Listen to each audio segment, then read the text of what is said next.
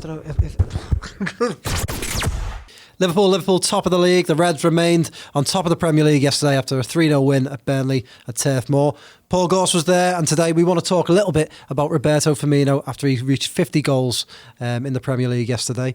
Paul, he's now the head and shoulders above everyone else as the top Brazilian goal scorer in the Premier League, the only Brazilian to reach 50 goals. I think he is, but is he the best? You'd have to say so, I think. You think of Brazilian footballers, don't you, throughout the ages, and I've got a little soft spot for Brazil growing up. You know, they play in yellow, and they just had some of the greatest players in the world, didn't he? So I think everyone our age had that kit, didn't they? The 98 kit. Yeah, 5 times world champions, and the best Brazilian players have tended to stay away from England, haven't they? They've obviously been in Italy a lot and Spain, but not a lot have migrated to England, with the exception of a handful. And I think you would probably at this point put Roberto Firmino as top of that. Philippe Coutinho, obviously, Liverpool fans know all about him and his 5 years on Merseyside or however long it was. Been one or two others. Juninho at Middlesbrough was an iconic one of the 90s, wasn't he? Willian, Oscar, Gilberto, Silva was part of the Arsenal Invincibles. But in terms of attacking talents, I think at this point Firmino's in his 4th season at Liverpool, is he? I think you might have to put him as number one.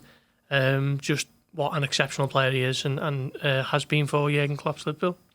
I think he's a clear number one now. I think he has been probably for some time.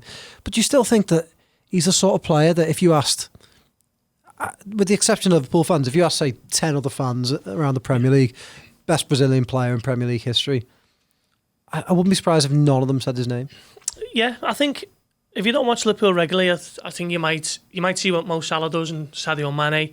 Exceptionally quick players, very skillful, both with an eye for goal, so cool and calm in front of goal, and their abilities are very obvious to people who might only casually watch Liverpool a couple of times a season. But if you watch Liverpool every week, you see how subtle he is, and you know the skill that he brings to the team, and he just makes everything tick, doesn't he? Liverpool are so reliant on him going forward. He's part of the best front three in world football, in my opinion, and he's just a perfect foil for Salah and Mane either side of him, brings them into play. Even yesterday at Burnley for the second goal, most players, when Ben Mee passes the ball to him, most players might have played that early to Mane and overhit it or underhit it or got the pass a bit wrong, but he just carries it 10 or 15 yards, waits and it's just such a measured pass into Mane. He doesn't even have to break stride, he just slots it away comfortably to make it 2-0. And then he gets on the score sheet himself with a superb finish, which probably wasn't even a pass from Salah, if we're honest. He just kind of runs onto the loose ball, sticks it away with a great finish from the edge of the box. Number 50 for the Premier League, and is he 9 above Philippe Coutinho now, who's number second in that list. So yeah, what a player! Just makes Liverpool tick. And Jordan Henderson said after the game that he's on fire, and you would have to go along with that since.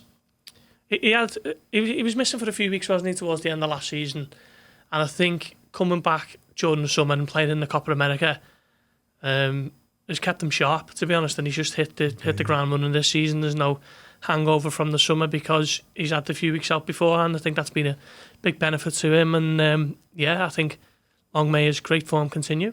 Yeah, well, there was another man you were pretty impressed with yesterday, hailing from the same country, and that's Fabinho. If he carries on playing the way he's playing, we'll be talking about him as one of the best Brazilians to play in the Premier League as well, won't we? Yeah, undoubtedly. I think, was it Lucas Leiva who was the first Brazilian to sign for Liverpool, and that was only 2007, was it? And then Fabio Aurelio. Donny, Diego Cavalieri, was he Brazilian? Yeah, he was Brazilian, So Liverpool haven't had too much success with the Brazilians. Lucas Leiva was a great servant for so many years, but now they've got 3 who've basically formed the spine of the team, not Dean Alisson, Fabinho and Firmino. And Fabinho was excellent yesterday. Such a difficult place to go, and you've got to dig in and put a few tackles in. And that's exactly what he did. He didn't shake at all. He's not just a defensive midfielder. He's not one of these who are all work and not a lot of quality on the ball. He seems to have both. And he definitely needed it yesterday at Turf Moor. I thought he was excellent. He won every second ball, won every header. Didn't let Burnley's midfield get on top of him at all, and Liverpool will need more performances like that when they go to these tough places throughout the season, because there are going to be times when they're not going to be at the best attacking wise like yesterday, and they will need to dig in and work hard. And Fabinho just epitomised that yesterday. He's another Brazilian who's a top quality operator for Jurgen Klopp. Jamie Carragher spoke after the game about how important he could be this season, Fabinho, and essentially said, look, they only had him for really half a season last year because it took him so long to get into the team. How important could he be for Liverpool? Could he be the difference between winning and losing that title? Quite possibly. You'd have to look at where Liverpool dropped points last season and say, could a Fabinho of now, with his influence on this side, might that have shaped the game a little bit different?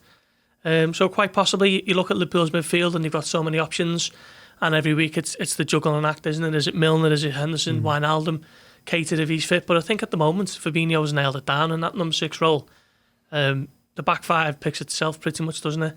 As does the front three, and the midfield is the only one where you tend to see 1 or 2 changes. But at the moment, Fabinho is an automatic pick, so it's now gone from midfield 3 being an issue of debate to just a 2-man midfield with Fabinho nailed down.